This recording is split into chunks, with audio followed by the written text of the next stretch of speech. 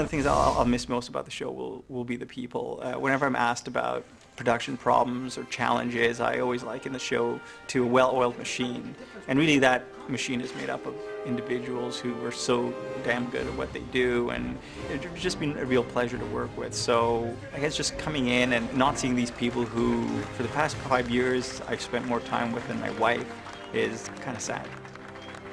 A lot of these people come in at 7 a.m., they leave at 7, and then they go home to their significant others for 3 hours, 4 hours, and then go to sleep and come back to their second family here on set. So, you know, I know it'll be hard for many of them to have that end. Thank you very much. Thanks for the cupcakes. Yeah, thanks for the cupcakes.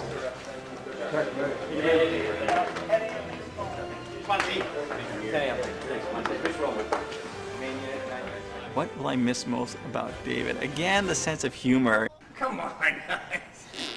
What is so funny? This squeaking noise that I make. Can I get rid of this phone? Lance is Shepherd. The case got gas. You got a problem.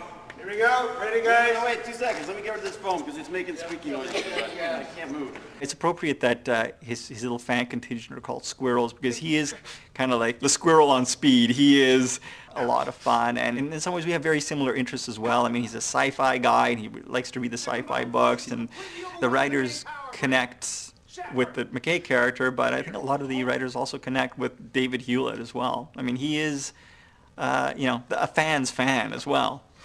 How about it for Mr. Jason Momoa, everybody? What I'll miss most about Jason is his sense of humor. He's actually a very funny guy. Happy birthday, David! Happy birthday!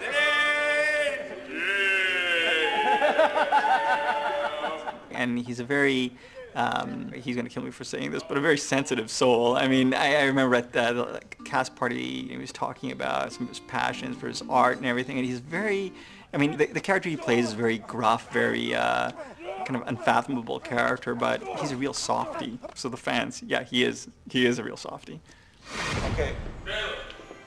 So there would just be enough of a pause. Now the next two guys are starting to come up. Rachel, I guess much like Jason, she is a sweetheart. Unlike Jason, who is very different from the character he plays, Rachel is very similar to the character she plays. You know, just a sweetheart, but very strong-willed, and just a pleasure to work with.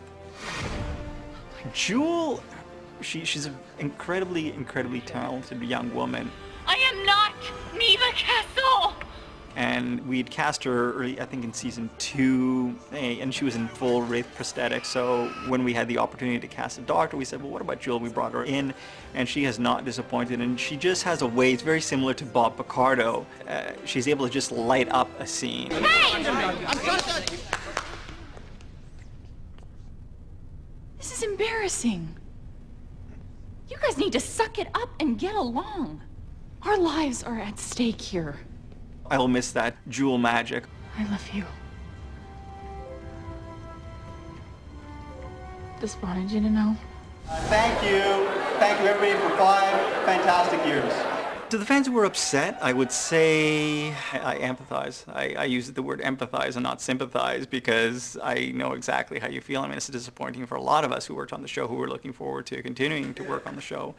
That said, there's a movie to look forward to, and there's Stargate Universe coming up, and Atlantis was young once first, and a lot of people thought it would be just a pale imitation of SG-1, and it wasn't. And you know, hopefully if you'll give Stargate Universe a chance, you'll grow to love it as well.